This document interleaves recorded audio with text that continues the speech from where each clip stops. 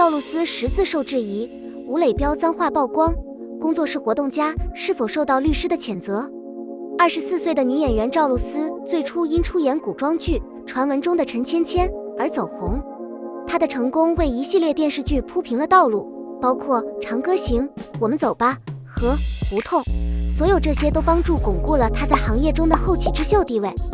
然而，尽管她越来越受欢迎，但她最近发现自己成为了负面舆论的对象。抵达胡同央视剧组后，得知她是发起该项目的人。尽管如此，她在片场时还是表现出害羞。主持人询问她在剧中的角色，赵露思的回答很干脆：女孩子入党了，就应该让她做一些改变。赵露思饰演的枣这个角色，在历史语境上提出了挑战。枣被描绘成一个经历了解放初期，从1949年到1956年进入改革开放时期的女孩。值得注意的是，赵露思在节目中提到的党早于这个时间框架，因为它成立于1921年。赵露思被认为缺乏文化知识和不尊重，让她遭到了网友的批评。为了解决强烈反对，她在中央电视台澄清了她对她最近拍摄的一个场景所描绘的时代的无知。这一切是如何得出结论的？她采取了哪些准备步骤？这些问题助长了网上的尖酸刻薄。赵露思为《胡同》的制作倾注了几个月的时间，然而完成后，他仍然不确定故事情节是设定在建党初期还是解放初期。赵露思对人品的认知似乎仅限于3个词：霸道、嚣张、孽。由于这些词被如此频繁地使用，因此很难辨别它们的真正含义。不幸的是，如此简单的术语被如此依赖。许多名人不仅受到国内媒体的批评，也受到国外媒体的批评，称他们是危险的未受教育者。被挑出来的还有王一博和赵露思，他们的行为甚至在国际舞台上也给他们带来了极大的尴尬。幕后黑手在微博上掀起舆论风暴。这段走红的视频中，演员赵露思和吴磊骑马，吴磊一副若无其事的样子，赵露思猝不及防，连声叫停，大喊：你妈妈生病了吗？视频一出现，赵露思原本正经的人设瞬间消失。发现美丽之下隐藏着意想不到的亵渎，确实令人惊讶。赵露思工作室近日发表官方声明，誓言对散布不实谣言的人采取法律行动。该工作室要求这些人对他们的行为负责，并赔偿赵某造成的任何损失。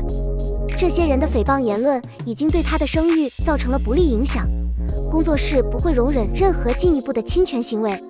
今后，工作室将继续保持警惕，密切关注与赵露思有关的网络信息，并采取适当措施收集证据，保护赵露思的声誉。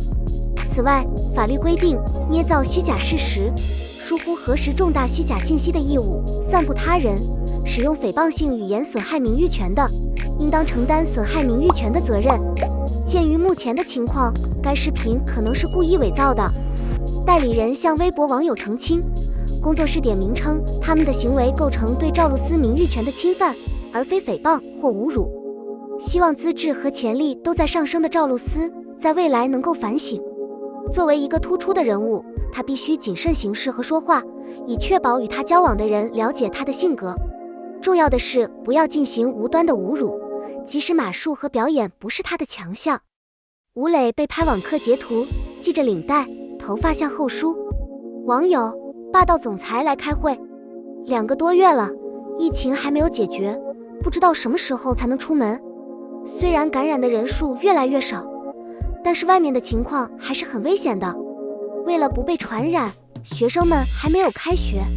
只是时间有限，学习还是很重要的，所以大部分同学都是在家上网课，以免耽误学业。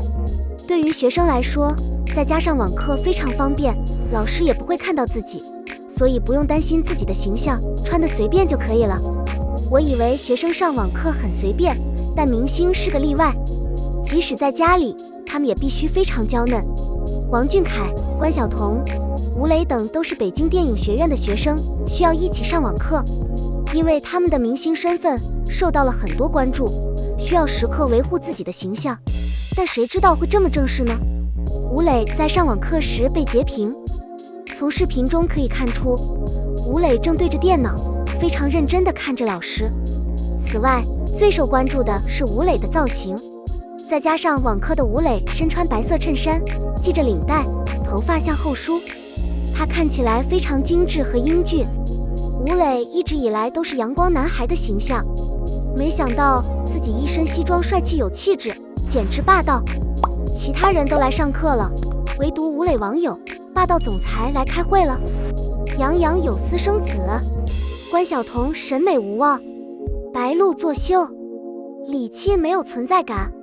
杨洋近期的线下活动照片非常出圈，与品牌合作伙伴举杯庆祝的场面十分昂贵。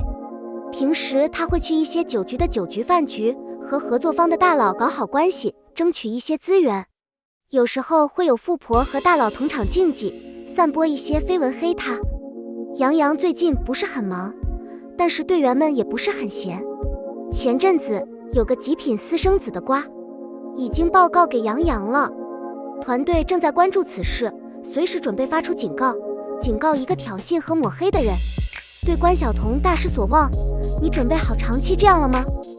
关晓彤的时尚水平忽高忽低，有时低到让人想不通为什么这么不合适。原本很多人都在期待她重返时装周，认为她应该有所准备。这次出场的 look， 街拍的几张 look 都还可以，没想到秀场的 look 又翘臀了。虽然大长腿还在，但是发型、妆容、衣服都被调侃起来了。说到这里，我想问一下，那2根头发和胡须是想让你的脸变小吗？但很多人就是觉得自己的头发没洗过，所以这个时装周铺垫了这么久，关注度和话题都上来了，但还是有不少吐槽。也许他只是想要这个话题。总之，你不必对他的迷人审美抱有太多期待。也许有一天他会突然变得好看，那将是一个惊喜。白鹿作秀。白鹿辅导下助手的视频曝光后，不少人质疑他是作秀。不是这样的，这个视频本来就是路透社的，没有提前彩排。而这个助理是他最好的朋友，2人一起玩了很多年，平时他也很关心对方。为什么李沁沉默了？一点90后的存在感都没有。李沁目前正在拍戏，还有王一博的《光明之路》也没有新剧，所以显得存在感不高。不过他也不是那种一拍戏就和热搜绝缘的人，他用一些美图来保住自己的热度。可能是因为榜单上有很多这样的热搜，但是如果商家写真不是特别抢眼，那么大家要么不会点进去看，要么看了之后就没有印象了。资源方面，他其实还可以，能跟得上。主要原因是口碑流量滞后，流量打不过其他90花。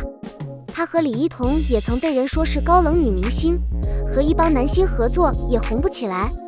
但她之前也努力做营销，但有时适得其反，所以她后来存了一点，发现不如这个，还能留下一个好点子。每日瓜，圈内最赚钱的明星，包括 WW 4字女星，身上都有几十个代言，代言费年收入9位数。大表姐在巅峰时期与屈辱品牌解约，被对方阻挠，影响了事业。这次她利用自己的资本关系拿到了上节目的机会，但是受到的待遇却大不如前。她正在努力修复与时尚圈的关系。天翔紫薇型号存的洗白稿初见成效，口碑也有所提升。她和老谋子的关系还是很密切的，但是因为合适的女主角色资源不多，所以现阶段她更专注于电视剧圈。不过老谋子靠着人脉，给她找了几个业内大制作的配角，这是上面要推广的热门项目。片酬以最低友情价为准，为的是更贴近水表圈，给自己套上水表圈喜爱的小演员的壳，以免被其他小花们看不起在行业中。不得不说，在好村还没有实际成果之前，他的选择真的是一条不错的路线。好村有老谋子指派的专业团队，这部新剧已经选好了，合作的小生也不是傻子，总能在热度和口碑上把它带上。